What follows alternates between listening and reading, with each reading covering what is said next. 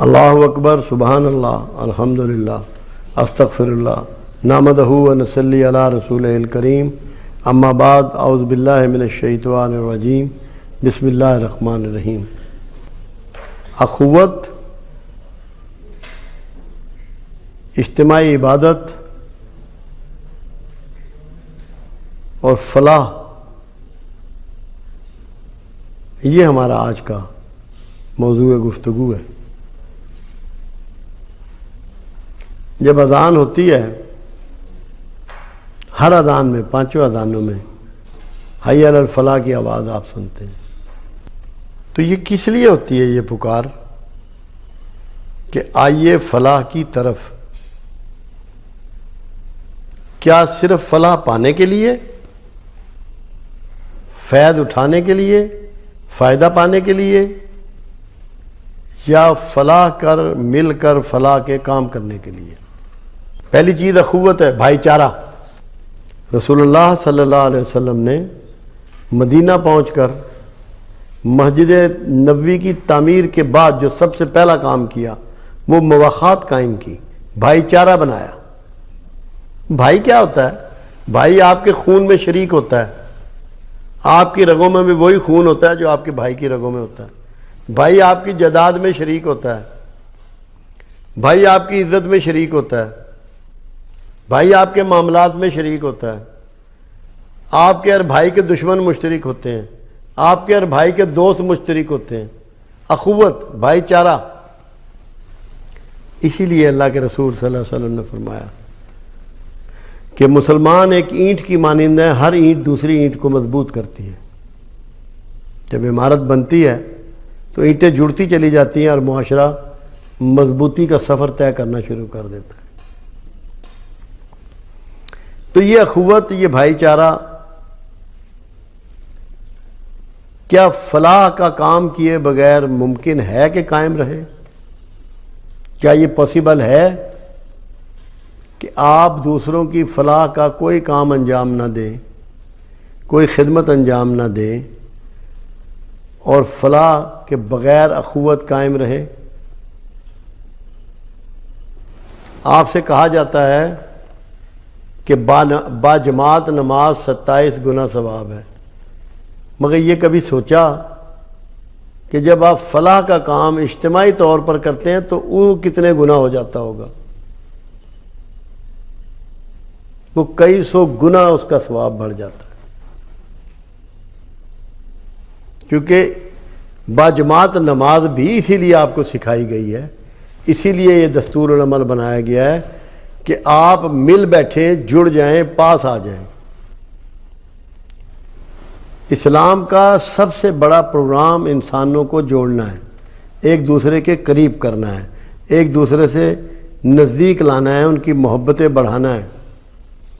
آپ اندازہ لگائیں، انسانوں کو جو پھاڑنے کا تعلق ہے، اللہ اس سے شدید ناراض ہوتا ہے، اور قرآن میں کہتا ہے کہ جو صلہ رحمی کو قطع رحمی میں بدلنے والے ہیں، میں ان کو عذاب دوں گا۔ یعنی کہ جن سے تعلق ہونا چاہیے، جن سے پیار ہونا چاہیے، جن کی خدمت اور سیوا آپ کو کرنی چاہیے، اگر آپ نہیں کرتے تو اللہ اس سے سخت ناراض ہوتا ہے۔ تو مقصد کیا ہے؟ انسانوں کی مل جل کر فلاح۔ اسی لیے اللہ نے رشتہ داروں کے حقوق رکھے ہیں، بہن بھائیوں کے حقوق رکھے ہیں، پڑوسیوں کے حقوق رکھے ہیں، والدین کے حقوق رکھے ہیں، تاکہ انسان جو ہیں وہ مل جل کے رہیں اور مل بانٹ کر کھائیں اور مل بانٹ کر ایک دوسرے کے دکھ برداشت کریں، ان کی تکلیفیں دور کریں۔ اسی لیے رسول اللہ صلی اللہ علیہ وسلم نے جب مدینہ میں مواخات کا قانون جاری کیا اور لوگوں میں بھائی چارہ کروایا تو لوگوں نے کاروبار بانٹ لیے، لوگوں نے گھر بار بانٹ لیے، لوگوں نے چراگاہیں بانٹ لیں، دیواریں کھینچ دی، مکانوں کو آدھا آدھا کر دیا، مگر وہ لوگ جو مہاجر بن کے آئے تھے اور مفلوق الحال ہو چکے تھے، ان کی ایسی فلاح کی کہ وہ سارے اپنے پاؤں پہ کھڑے ہو گئے۔ کوئی ایسا ہم میں سے نہیں ہے جس کے عزیز و اقربا رشتہ دار کمزور نہ ہوں. سب ایک جیسے حالات کے لوگ نہیں ہو سکتے. اگر بندہ یہ سمجھ لے کہ مجھے یہ اجتماعی عبادت کرنا ہے، مجھے اخوت کے قانون کو سمجھنا ہے، اور مجھے اپنے رشتہ داروں کو اپنے ساتھ ملانا ہے، اپنے کمزور عزیزوں کو، بہن بھائیوں کو اپنے ساتھ ملانا ہے، اور وہ یہ عمل شروع کر دے، تو اس سے بڑھ کے عبادت اس کے لیے کوئی نہیں ہوگی. بہت بڑی عبادت ہے یہ چھوٹی سی عبادت نہیں ہے.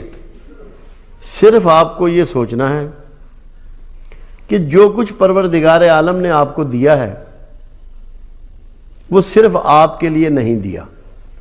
میں اتنی سی بات سوچنی ہے کہ جو کچھ رب العزت نے آپ کو دیا ہے وہ صرف آپ کے لیے نہیں دیا، وہ دیگر ضرورت مندوں کے بھی مال آپ کو دیا ہے تاکہ آپ تقسیم کریں، ان کی خدمت کریں، ان کی سیوا کریں، ان کی فلاح کریں اور اللہ کے مقربین میں شامل ہو جائیں. جتنا سخی اور دینے والا اللہ کا دوست ہے اتنا کوئی دوسرا نہیں ہوتا. سب سے زیادہ پروردگار عالم سخاوت کرنے والے کو دوست رکھتا ہے، بانٹنے والے کو دوست رکھتا ہے. اور آپ اندازہ لگائیے کہ رمضان میں رسول اللہ صلی اللہ علیہ وسلم کی اور اصحاب رسول کی سخاوت انتہا کو چھو رہی ہوتی تھی، انتہا کو چھو رہی ہوتی تھی. اپنے کھانے اٹھا کے دے دیتے تھے، اپنے گھروں میں سے آٹا نکال کے دے دیتے تھے، اپنے لیے رکھتے ہی کچھ نہیں تھے. وہ کہتے تھے کہ اس سے زیادہ بڑھ کے اللہ سے تعلق بنانے کا اور کوئی سورس اور ذریعہ نہیں ہے. تو کتنے نصیب والے ہیں ہم لوگ جنہیں رمضان میسر ہے اور اسباب بھی میسر ہیں. رمضان بھی میسر ہے، اسباب بھی میسر ہیں. تو کیوں نہیں ہم سخاوت کے اس درجے پہ جائیں اور فلاح کریں اپنے معاشرے کی. میرے پاس ایک شخص آتا ہے اور وہ فلاح کا کام کیسے کرتا ہے، میں حیران رہ گیا. وہ 5 کلومیٹر پیدل چلتا ہے سڑک کے کنارے کنارے ایک سمت، اور نوکدار پتھر، جن پتھروں کی نوک نکلی ہوئی ہو، کوئی کیل، کوئی پتیاں لوہے کی جو گاڑیوں کی ادھر ادھر ٹوٹ کے گر جاتی ہیں، وہ چنتا چلا جاتا ہے. 5 کلومیٹر اس کا روز کا معمول ہے. جیلم میں وہ شخص ہوتا ہے، وہ چنتا ہے اور جا کے کہیں جا کے ڈمپ کر دیتا ہے. میں نے کہا یار تو یہ کیوں کرتا ہے؟ کہنے لگا جی اس میں سے ٹائروں سے لگ کے پتھر کسی کا شیشہ توڑ سکتا ہے، کسی کو زخمی کر سکتا ہے. جو پتیاں ہیں یہ سیدھی کھڑی ہو جائے تو کسی کا ٹائر پھاڑ سکتی ہے، کیل کسی کے ٹائر میں اس کو پنچر کر سکتی ہے.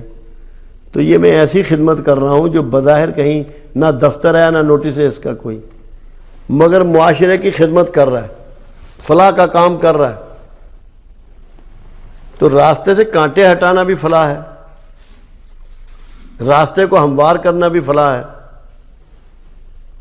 بیمار کو اسپتال تک لے جانا بھی فلاح کا کام ہے، اس کا علاج کروا دینا بھی فلاح کا کام ہے، بھوکے کو کھانا پہنچا دینا بھی فلاح کا کام ہے، ان پڑھ کو جاہل کو تعلیم لے دینا بھی فلاح کا کام ہے، بیمار کی تیمارداری کرنا بھی فلاح کا کام ہے. یہ سب اجتماعی کام ہے. اجتماعی کام وہاں شروع ہو جاتا ہے جہاں 1 سے 2 ہو جائیں. اکیلے کا کام وہ ہوتا ہے جو انڈیویجول ہوتا ہے. جب 2 ہو جائیں، 3 ہو جائیں، 4 5 اوپر بڑھتے چلے جائیں، وہ سارا فعل اجتماعی ہوتا ہے. تو یہ اجتماعی فلاح کے کام ہے. ایک اور شخص میرے پاس آئے، کہنے لگے میں چاہتا ہوں کہ میری انا مر جائے اور میں کوئی خدمت کا کام کروں. میں نے کہا تم جاؤ اور مسجد کے جو طہارت خانے ہیں انہیں دھویا کرو. اس نے وہ دھونے شروع کر دیے، خدمت شروع کر دی. فلاح کا کوئی کام بھی آپ اپنے ذمے لے سکتے ہیں جس میں انسانوں کی، معاشرے کی، مملکت کی، ہمارے شہروں کی بہتری پوشیدہ ہو. یہ سارے اجتماعی کام ہیں، انڈیویجول کام نہیں ہے. یہ اخوت کے کام ہیں.